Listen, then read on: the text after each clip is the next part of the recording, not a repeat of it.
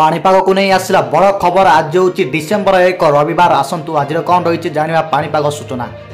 Landfall कला बात्या फेंगाल।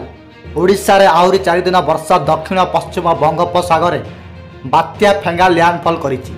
एहार प्रभाव में आगामी 3 ରୁ 4 घंटा मध्य पवनर घंटा प्रति बेग 70 ରୁ 80 किलोमीटर ठारू नहीं 90 किलोमीटर पर्यंत रहीपारे। वर्तमान दक्षिण भारतर अनेक राज्य में भारी वर्षा लगी रही। संभाव्य बात्या प्रभाव में बंगोपसागर आर्द्रतापूर्ण वायु ओडिशा मध्य को प्रवेश करुच्ची।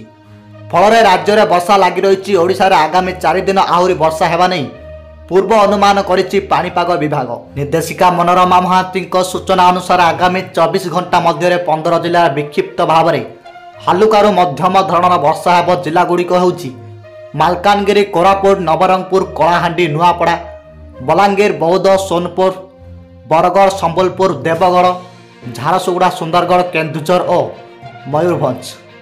आसंताकाली 7 जिले में वर्षा लगी रहिब। पुरी, खोर्धा, गंजाम, गजपति, रायगड़ा, कोरापुट और मालकानगिरी विक्षिप्त वर्षा हेब। 2 तारिख में 5 जिला को गंजाम, गजपति, रायगड़ा, कोरापुट और मालकानगिरी हालुकारु मध्यम धरणर वर्षा हेब। सेहीपरि 3 तारिख में कोरापुट और मालकानगिरी वर्षा हेबा नहीं पूर्व अनुमान करिछि पाणीपाग विभाग।